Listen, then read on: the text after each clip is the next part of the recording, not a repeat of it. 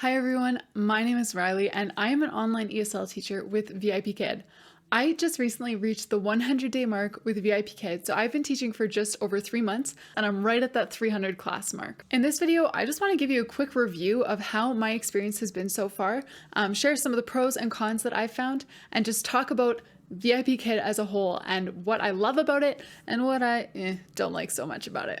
So I started working with VIPKid in November, and if you've watched my 12 classes in 12 hours video, you know that I was off to a crazy start.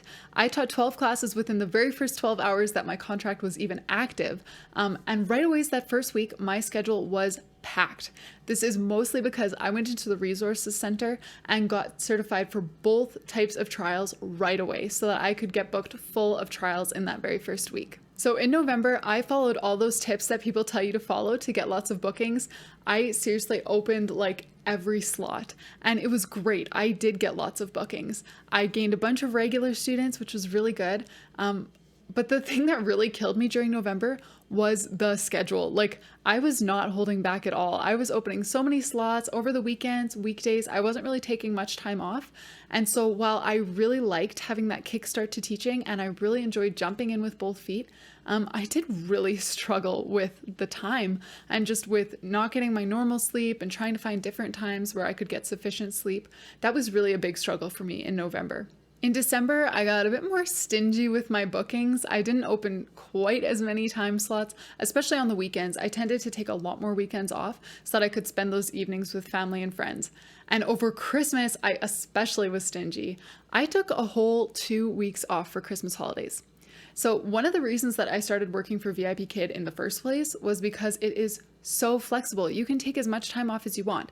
But then once I started working for VIPKid and I got into these different Facebook communities and other communities, I started seeing and hearing teachers talking about how they never really take vacation time, or they're scared to take vacation time because they think that they'll lose regulars and it'll impact their bookings negatively and things like that. And I was kind of disappointed because people preach long and hard that this is such a flexible job, but then when you're actually in it, people are scared to use that flexibility.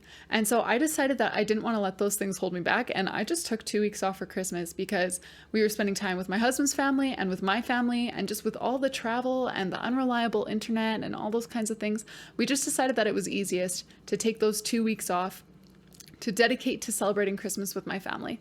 So December, my bookings were way lower than November. In the first half of December, like I said, I didn't really work tons of weekend nights because I wanted my sleep, but I also wanted my social time.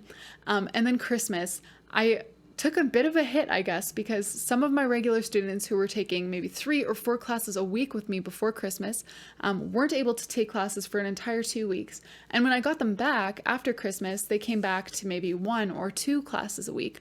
So it was okay taking 2 weeks off for holidays, and I really enjoyed the sleep and the time with family. But I did actually notice a bit of a dip in my bookings right after those 2 weeks. Eventually, all my students came back to me and it's all good now. But yeah, taking vacation time did have a negative impact on my student base and on my bookings.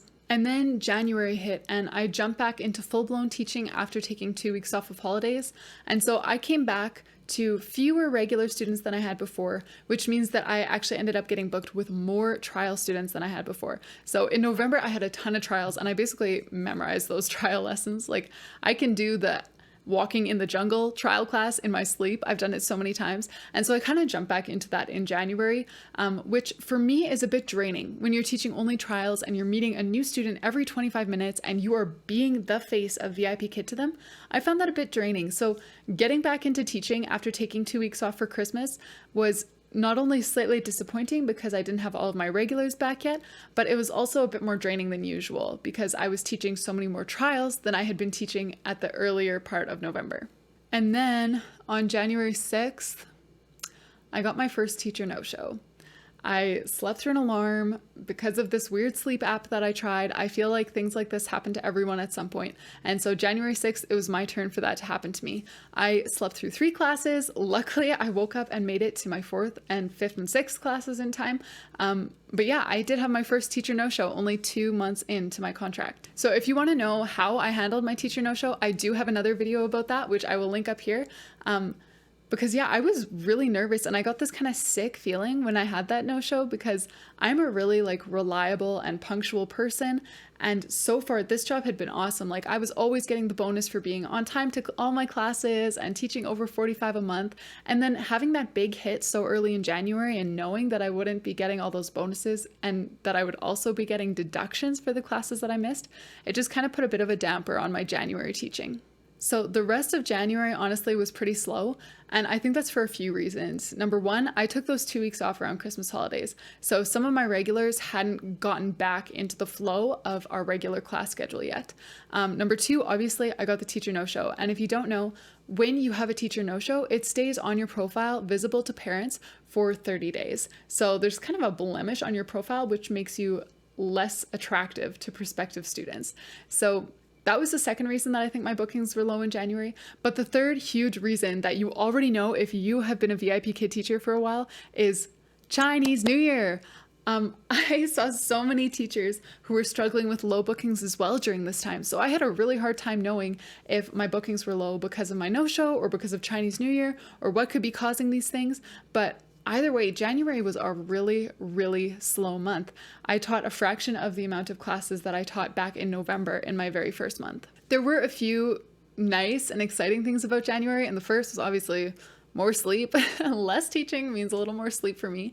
But another really exciting thing is that I was able to get certified for both level 6 and 7 and to pass the 5-class review and get my advanced certification. So even though bookings were slow, I was able to get bookings in both of those new levels and to secure some new regulars in level 6 and 7, which for me is huge because I actually teach adult ESL. I teach ESL at a university. So I really love teaching older students who are slightly higher proficiency, and the 1-hour teaching block is no problem for me. I'm used to teaching much more than that in one chunk of time. So I was absolutely thrilled to get these certifications and to gain new students at these levels. And now it's February, and honestly, things are going great. So looking back at the past 3 months that I've spent with VIPKid, definitely the biggest con by far is the hours. Yes, it is super flexible, and yes, you can control how many hours you work, but you cannot control when those hours are. So I live in Canada, I'm in Central Standard Time. So these days I've been teaching from 2 or 3 in the morning until 6 or 7 in the morning, which makes having a balanced, healthy sleep schedule really difficult. So that is definitely the biggest con for me about VIPKid so far. As far as pros go though, there are so many. The first pro that I want to highlight is just the diversity with VIPKid. I work with another online ESL company as well, and they're more limited to their curriculum and the levels that they have, whereas VIPKid, I can go from teaching 1 word at a time to my level 2 students to reading these really rich texts with my level 7 students and having them present full-blown speeches to me. So I just love the range that VIPKid has in their ages and their levels. Second, obviously, I love that it is flexible. Yes, I did take a bit of a hit for taking 2 weeks off at Christmas, but I'm glad that I could. With so many other jobs, I would not have had that opportunity, and my family does not live in the same province as me, so I was really, really fortunate to be able to travel out there and spend almost a week with them, which I would not have been able to with another job. And another huge pro to VIPKid is that you can do it from home. Now, I actually don't teach from home because we don't have internet here at our condo, but I teach from my in-laws' house, which is only like 3 blocks away.